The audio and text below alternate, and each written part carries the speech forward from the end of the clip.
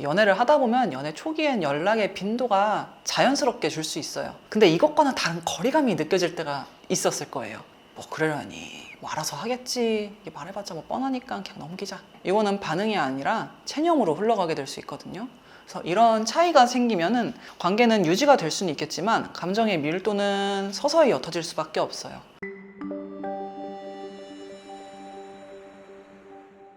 결국 헤어질 수밖에 없는 연인의 공통된 특징이 있습니다. 첫 번째는 한쪽만 일방적으로 감정을 소모하고 있는 관계예요. 한 내담자분이 이런 말을 한 적이 있어요. 자기가 매번 먼저 연락하고 약속도 거의 자기가 맞춘대요. 비용도 자기가 거의 다 부담하고, 싸우고 나면은 항상 내담자가 먼저 풀려고 하고, 상대방은 내담자가 예민한 거다, 이런 식으로 말을 하는 거죠. 이렇게 한쪽만 관계를 유지하려고 애쓰고 있다면은 그건 더 이상 함께하는 연애가 아닙니다. 감정의 주도권이 한쪽으로 쏠리면 점점 거리감을 느끼고 애정보단 의무감으로 남게 되죠. 무엇보다 상대가 네가 예민해, 이런 이야기는 단순한 의견이 아니라 내담자의 감정을 무효화시키고 회피하는 말이에요. 당연히 내담자는 혼자만 노력하고 있는 느낌에 지칠 수밖에 없죠. 심하면 존재 자체를 부정당하는 느낌이 들어요. 한쪽만 감정을 쏟고 있다면 그건 사랑이 아니라 소진이죠.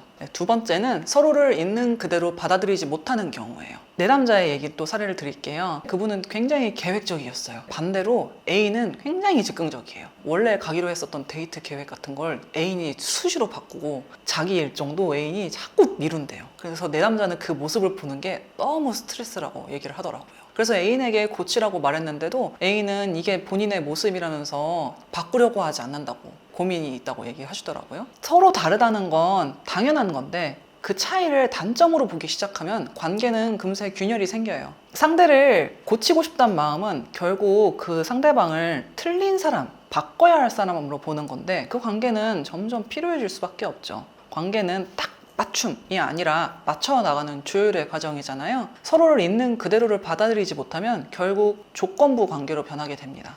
감정적인 거리감이 깊어질 수밖에 없어요. 세 번째는 감정은 식었지만 익숙함으로 버티는 경우예요.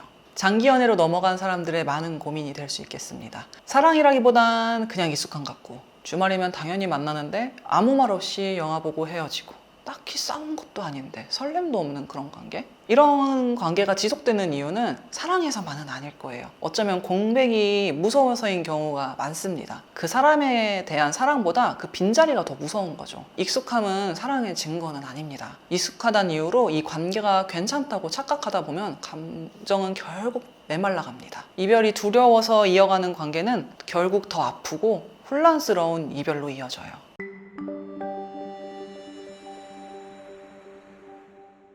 이거는 연애하는 사람의 나이에 따라 좀 다를 수가 있어요. 그래도 진지한 관계를 원하는 20대 중후반 이상 기준으로 말씀을 드릴게요. 연애를 하다 보면 연애 초기엔 연락의 빈도가 자연스럽게 줄 수 있어요. 서로에게 익숙해지고 일상을 어느 정도 알게 되면 서로 이 정도는 알겠지 하고 넘어가게 되는 거거든요. 근데 이것과는 다른 거리감이 느껴질 때가 있었을 거예요. 상대가 바쁘거나 급한 일이 생긴 것도 아닌데 내가 연락 기다리는 거 뻔히 알면서 아무렇지 않게 무시하거나 전혀 신경 쓰지 않는 태도를 보일 때, 이런 경우는 단순한 빈도 문제를 넘어서 상대가 더 이상 나의 감정을 중요하게 여기지 않는다는 신호일 수 있어요. 두 번째는 서로가 감정적인 반응이 무뎌지는 거예요.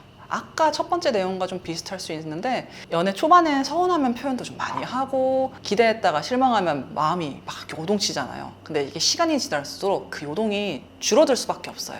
서로에 대한 신뢰와 이해가 쌓인 걸 수도 있지만 그만큼 말하지 않아도 알겠지 하는 방심도 같이 생겨요. 이건 편안함일 수도 있는데 어느 순간부터는 감정적으로 서로에게 덜 기대고 있는 상태가 되기도 해요. 그래서 서운함이 생겨도 뭐 그러려니 뭐 알아서 하겠지, 이게 말해봤자 뭐 뻔하니까 그냥 넘기자, 뭐 이런 식으로의 반응을 하게 될 텐데 이거는 반응이 아니라 체념으로 흘러가게 될 수 있거든요.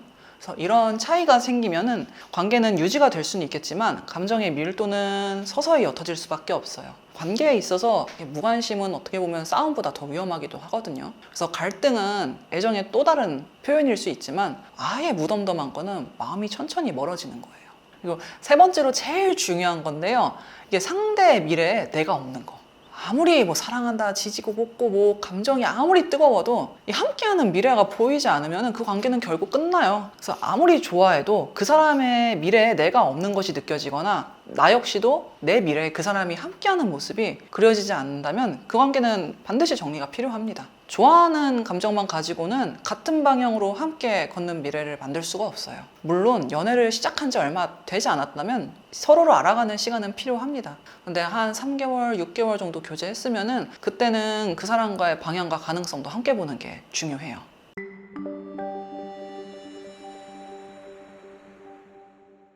이별을 결심한 순간엔 물론 아프기는 하지만 가장 필요한 거는 내 감정을 책임지는 마음가짐이에요. 이 시점에서 연애 기간은 좀 다르게 작용하기 때문에 중요한 기준이 될 수 있어요. 연애한 지 한 달 이내면은 아직 상대를 충분히 알지 못해요. 그럼에도 불구하고 상대와 진심으로 연결되는 느낌이 들지 않으면 굳이 내가 이 사람이 좋은 사람이니까 시간이 더 필요하겠지, 이런 식으로 스스로 억지로 설득할 필요는 없다고 생각합니다. 물론 내 판단이 너무 빠른 건 아닌지, 내 불안이 너무 높은 건 아닌지 놀아볼 필요는 있어요. 그럴 땐 약간의 시간을 두거나 대화를 통해 가능성을 열어두는 게 좋죠. 저는 이처럼 가까워지려는 과정 속에서 내가 이 관계에서 진짜 원하는 게 뭔지 더 분명히 알게 되었던 것 같아요.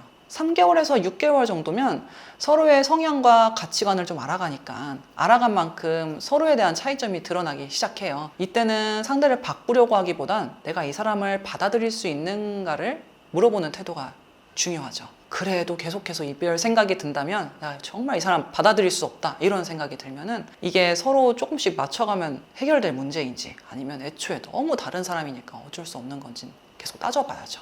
이런 상황에서 이별을 미루는 건 서로에게 미련만 키울 수 있거든요. 1년 이상 함께한 사이라면 함께한 추억들이 얽혀서 이별을 결심하는 게 정말 쉽지 않아요. 이 정도면은 괜찮은 거 아닌가? 그래도 이만큼 만났는데 이제 와서? 뭐 이런 생각도 들거든요. 이런 마음 한켠에서 계속 무거운 감정이 들고 이 관계를 유지하는 게 점점 의무처럼 느껴진다면 그 감정을 외면하기보다는 솔직하게 바라볼 용기가 필요해요. 그 사람이 좋은 사람인지도 중요한데 가장 중요한 거는 그 사람 곁에 있는 내가 점점 무너지고 있지 않은지는 돌아보는 게 중요합니다.